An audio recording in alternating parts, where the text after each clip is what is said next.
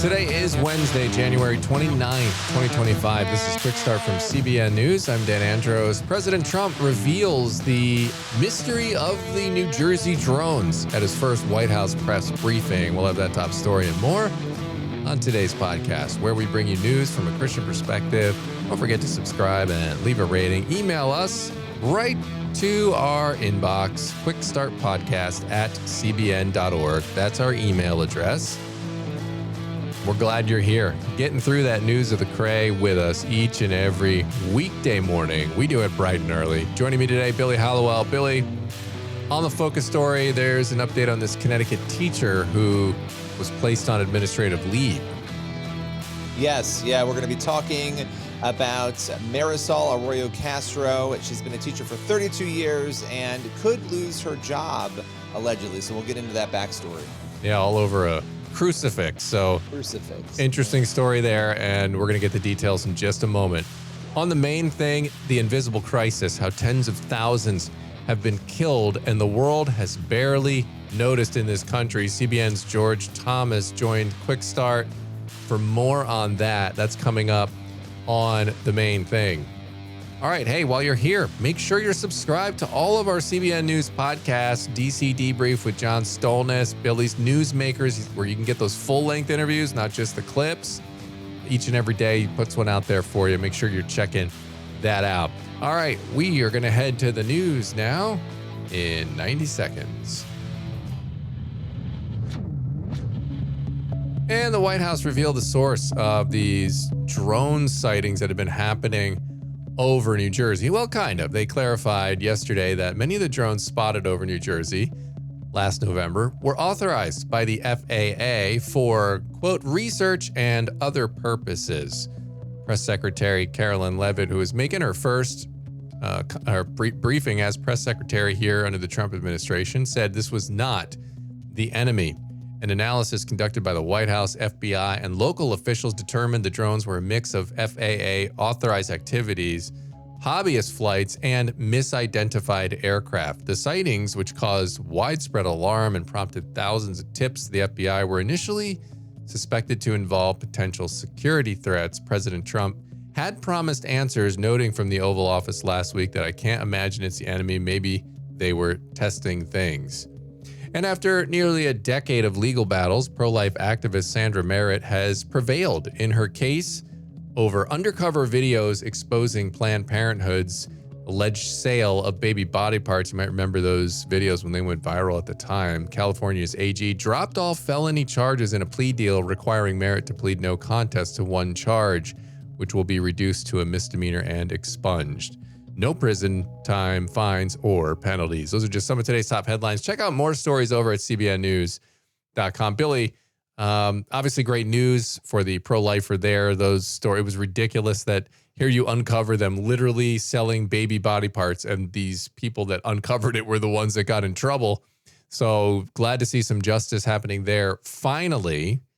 But the first White House press briefing was yesterday, and It was a pretty compelling press conference. Started with some news here of the drones, which they did give an answer, but it wasn't quite a full answer, which makes me believe that the government was testing something we're not supposed to know about, because he said, because that was kind of various things, right? And other various things. What do you mean? But can we expand on that a little bit? I have a question, Your Honor. No, but it was an interesting press conference, and I thought Carolyn Leavitt did a good job. Well, it's 10 steps more than we got, 10 bits of information more than we got before. I mean, all the government had to say was, this is intentional. We're doing experiments. We're doing investigations, right? It's not going to give us all the answer we want, but it's at least enough to go on for something. They wouldn't even do that before, I feel like. It was very strange. Indeed it was. But, well, we've got that cleared up at least somewhat. Maybe we won't ever know the answer to the other part of it, but we'll keep you updated if there are more updates on that particular story. All right, we are going to head over to the focus story now. And as we mentioned there at the top, we got this veteran Connecticut teacher saying she's been placed on administrative leave and could be actually canned here for her refusal to remove a crucifix from her workspace. Tell me what happened here. Yeah, this is a wild story. Her name is Marisol Arroyo Castro. She's been a teacher for 32 years, and she claims she's been placed, as you said, on administrative leave, could lose her job over this crucifix. And this all sort of centers around a December 6th encounter that she had with a supervisor. She apparently was called into the vice principal's office that day. A public school teacher, again, in Connecticut. And I think the public school part is what makes this so interesting. But she said it was a regular day. I'm sitting at my desk at lunch and opening my email, and I get a message asking me to come in and see the vice principal and to bring a union rep regarding her cross. So she knew it had to do with her cross. Whenever you hear bring a union rep, run. Yeah. Yeah. Not going to go well. So she went in. She said it was very shocking. But basically, the claim is that she was told to remove. And remember, this is one side of the story. We have not spoken with the school district yet. We hope to get a chance to do that. But she was told to remove this crucifix, allegedly, and was told to either, put it below her feet, put it somewhere where the students could not see it. And she was told that a failure to take it down would be considered insubordination and could be punishable. So she apparently did take the cross down briefly and really struggled with that decision. She said she felt like she was sort of hiding her faith, and that this is next to her desk. So the idea is you put pictures of your family, their baby Yoda, some people have, whatever they like. Whatever. 800 pride flags that all the teachers seem to do now. Yes, yeah.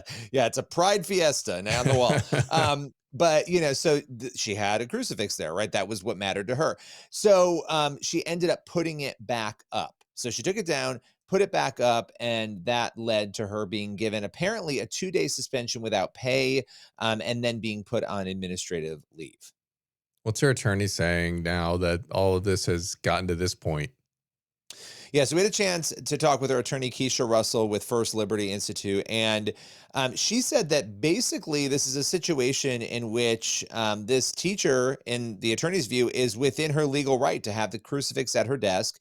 She said that mentioning some of the things I just mentioned, baby Yodas, family pictures. I think there's even a picture of Jesus's mother on somebody else's desk, that you're allowed to have these things. If you can have secular symbols, you should be allowed to then have religious symbols. And that the school really cannot censor this teacher's viewpoint by saying the crucifix cannot be there. Now, the other side is going to say, well, the students are coming up, they're asking about the cross, blah, blah. You're going to have that conversation, that debate about, is the teacher, because she's in a powerful role, somehow, indoctrinating the students. And by the way, if you're going to have that conversation, it should be the same conversation with the pride flags and everything else. Yep. And it never seems to be. But I think it's a fair conversation if it's a universal one, right? Now, she says, the attorney, that this is a violation of the free speech clause. And she said it's funny the way she worded it. She's like, and that's just the first constitutional provision that the school district is breaking, because there are several other laws that they're breaking here. One thing that I thought was interesting, she brought up Joe Kennedy's case, which I believe First Liberty actually was the law firm that handled that case. He was the former football coach who went to the Supreme Court over praying at the 50-yard line. She actually said this was a clearer case, what we're dealing with now, than that one was, and that she believes that they would win if this were to go to court. Very interesting. So what's the next steps here? So right now they have sent a demand letter to the district, and the demand letter is basically leave this educator alone, let her have her crucifix at her desk. The attorney said that so far the district has pushed back. They do not agree with our position, which is totally fine, but we're trying to give them time to come to their senses. She then later said, if they don't, we will sue them in federal court. So basically they are threatening a lawsuit. And I followed up by asking the educator, I said, look, are you planning to take this as far as you can? And she said, yes. She said that she feels this, having this crucifix doesn't go against the Constitution, and that they're actually using the Constitution against her, and that the Constitution was really meant to protect religious liberty, not hinder it. Now, we reached out to the New Britain School District and hope to get a chance to speak with them, because there isn't litigation right now. So I don't think that they can say, well, pending litigation, since that hasn't happened yet. So I'm curious to see. No, and it does feel like the double standard sort of situation, right? I mean, that's the first thing that comes to mind. It's like, why are we getting upset about somebody's personal effects on their desk when we see all over TikTok and Instagram and all the other social media channels, teachers just flying their flags everywhere, all the different kinds of flags that are out there. And actually some brazenly talking about how they're purposely trying to indoctrinate. And that's completely different even than someone just wanting to have a sign of their faith out there. And then if somebody comes up and asks, then great, they can have that conversation. But no, it's certainly feels like these things are not applied equally. And you mentioned that while you were talking, Billy, that it's if it's equal, right? Like if they, and then this is what these schools end up doing. They just ban everything. You can't have anything on your desk. And then it becomes this sterile prison-like environment where you can't have anything. Like, well, no. I mean, I've seen schools where they're like, no, you can't have any sayings on your shirt at all whatsoever. And it's probably where we're headed. Yeah, it's where we're headed. And who wants to live like that, right? You cannot censor everyone into this happy place that they think is going to be some utopia where no one has any differing views. That ain't going to happen. Well, and I asked the attorney, like, what do you say to somebody who says, hey, the students are going to come up and ask about that crucifix, and then the teacher's in a position where she might be proselytized. Like, how do you respond to that? And it was interesting. I think I worded it, people would say just ban it because of that. And she said, look, in America, we all have different viewpoints. If somebody, if you're going to strip an idea out, that's not the way to do it. You should allow the idea to be there. People can learn about it. They can hear about it. If they don't like it, that's fine. I think, again, people will have issues with that, but you can't come with the same argument of a pride flag or a transgender flag and pretend that that's not going on when it is. I mean, I hear it with my own kids, right? So this is something that is happening in schools, and it's allowed to happen without any question. Meanwhile, this woman is being forced into tears to take down her crucifix, right? So it's just not an equal playing field, and it should be. Yeah, it really should. And we should be praying for and supporting people like this who are getting persecuted for their faith. And hey, we know in scripture that it says those who are persecuted for their faith. And, while this doesn't rise to the level of like physical persecution, to death, it's still persecution. This is someone who's being, squeezed. We talked about that. What was it? The squeeze, one of the persecution segments that we did. And they talked about the different types of persecution. And that's definitely the squeeze right there where you're feeling the heat. And we're praying that situation works out for the better. Appreciate you bringing that to the podcast. We're going to move over to the main thing now. And I caught up with CBN's George Thomas on this, what they're calling the invisible crisis happening in Sudan. It's not invisible to the people there who are suffering tremendously. We're talking thousands and thousands of people have died in the last 2 years. Will it ever end? And what's China, Iran, and Russia doing sticking their noses into it? Part of our conversation is today's main thing. Joined right now by CBN's George Thomas. George just did a fascinating report from Africa talking about Sudan and just the incredible crisis that's going on right now that's getting virtually zero attention in the mainstream media. George, thanks for being here. Yeah, you're most welcome. Thank you so much for highlighting this story. That's one of the many things I love about CBN News is that we have the chance to go behind the headlines to do these in-depth stories. And in this situation, when a story is not making the front pages of our television sets or our newspapers, CBN News does highlight these various issues and topics around the world. And what we're talking about today is Sudan, a horrible, horrible situation has been unfolding in the country for almost 2 years.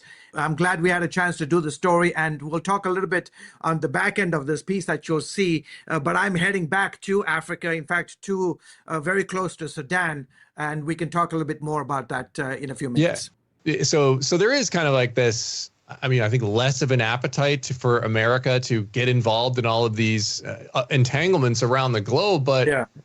You mentioned the gold stuff, and that's like super interesting to me because countries you could describe as our adversaries, China, Russia, like you said, Iran are the ones getting their noses into that. And at some point, and I don't know like how much gold they have. Like you said, it sounds like a lot. When does it become an interest for America? Money talks, right? Like, so when it becomes something that is going to be a problem for us on the back end. And I think also in later this week, I've got a story coming up looking at China's explosive appetite for building ports around the world. They have inside the country over 3,000 ports, but in the last 20 years they have been on a building and buying spree, building 129, 130 major ports around the world in over 50 countries, practically touching every ocean. And their most recent one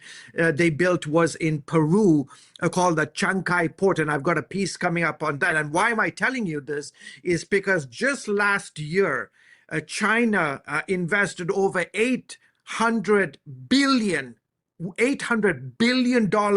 on the African continent, and today they are attempting to in essence supplant the United States as the go-to country to do business with around the world. And that's the case in Africa. Many African countries have in essence over the last, I don't know, 4 decades have in essence washed their hands of the United States because the United States has not been involved. It's the same criticism that the US gets in Latin America. For example, 20 years ago, the United States was the #1 trading partner in all of South America. 20 years later, in less than 2 decades, today China is now the #1 trading partner of South America. The world, the countries, South America's largest country, Brazil, again, huge deals that they're making with China. So the point I'm trying to make here is that when the United States, in essence, divests itself from partnerships, economic, military partnerships with Africa. These African countries, most of them, not all of them, ruled by dictators who've been in power for 30, 40 years. When China comes basically handing out money and says, listen, we're going to loan you billions of dollars. And you know what? Don't worry about transparency. Don't worry about accounting. Don't worry about human rights and the things you do in your country. We really don't care if you carry out mass genocide or mass massacres or raping your women and children. We'll just give you all this money in exchange. Give us access to raw material. Give us access to your mineral wealth. Give us access to oil. We'll build you roads. We'll build you hospitals and railway lines and ports and airports. And hey, these African countries have no problem. So you have the situation in Sudan where you've got these major actors, countries involved who are pillaging, according to Yale University, Nathaniel Raymond, pillaging Sudan of its wealth and its future for a handful of gold in exchange for weapons. And so this war continues to exact its toll on the country. Is there any reason to believe or hope at all, any light at the end of the tunnel, how this thing could possibly get resolved? Yeah, all the experts that I have spoken to and the assessment on the ground, Dan, is they say it's not going to get any better. It's going to get worse. And we're already seeing it today. Just this week, 70 people got killed in an airstrike in southern Darfur. Sudan's largest oil refinery was set ablaze this past weekend. The Sudanese armed forces are trying to push back the RSF. They are heavily armed, heavily equipped with weapons from outside of the country, and these two generals who used to be on the same side, used to be close friends, saw an opportunity once the regime fell under Omar al-Bashir. You see the same thing today. My goodness, you see the same thing happening in Syria today with the fall of the Bashar regime after decades of rule by this authoritarian leader. And now you've got this nebulous, very sketchy group that is now in charge of Syria. We're seeing that play out in the Middle East, and sadly this is a situation we're seeing in Sudan. Let me just tell our viewers, keep in mind, just watch out for what's been happening in the Democratic Republic of Congo near a place called Goma. there's a city that is very close to the border of Rwanda and of the DRC, the Democratic Republic of Congo. And just in the last week, rebel forces that allegedly have ties to the Rwandese government under President Paul Kagame, they have launched a lightning invasion of this region and are potentially on the brink of taking over of Goma. I think we're going to see another humanitarian disaster unfold in this country, in this part of the DRC Rwanda border. Again, sadly, it's tied to mineral resources. You know, all the most important pieces of equipment and technology that exactly, from lithium to batteries to the intricate components of our iPhones to our Androids, all come from these parts of the world. And today you've got very dangerous actors, some of whom not with good intentions, are willing to rape, rob, and pillage these areas in order to have access or gain control of these mineral-rich regions of the world. And we're seeing that happen in Sudan, and now we are seeing that this week happen in Goma, Goma. Just look up the map, the Democratic Republic of Congo, and boy, oh boy, I think there are some tough days ahead, tough times ahead this year. All right, that was part of my conversation with CBN's George Thomas, who was just over in Africa. I have the link to our full conversation, which has his full report that he produced for CBN News, is in there. You can watch that whole thing. I mean, really fascinating with the mineral stuff in China, just going crazy, gobbling up resources all over the world. It's really got a lot of people on high alert. And George will be going back over to that region because he couldn't it's too dangerous in Sudan. He wasn't able to actually get in to where the fighting was, but he's going to go back next month and try again. So definitely stay tuned to that. We'll give you updates on that situation, and obviously add that one to your prayer list too. People are fleeing into Chad and neighboring countries. It's just a horrible, horrible situation there. But thanks for that report, George. Really appreciate it. And that's going to leave us on the pod today with time for one last thing. We've got James 1:5. If any of you lacks wisdom, let him ask God, who gives generously to all without reproach, and it will be given him. Man, we need a lot of wisdom today, and it's a good reminder we could just ask for it. We do. I know. Don't we? We always try to do it on our own, don't we? It's like the human nature, our fallen nature. We're like, nah, I got it. And that never ends well. So a good word to leave it on today. As always, get yourself on over to cbnnews.com and faithwire.com for more news from a Christian perspective. Lord willing, and that creek don't rise on us. We'll be back here tomorrow with more. God bless. See you then.